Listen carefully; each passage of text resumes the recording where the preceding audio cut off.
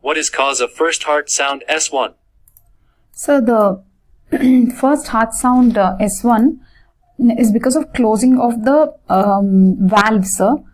It is because of the closing of the atrioventricular valves. That is, it could be the tricuspid valve on the right side or the mitral valve on the left side, sir. So the tricuspid valve on the right side or the mitral or the bicuspid valve on the left side, sir. So the closing of the tricuspid valve and the mitral valve will cause the first heart sound lub, sir. So lub is because of the close of the AV valve, sir.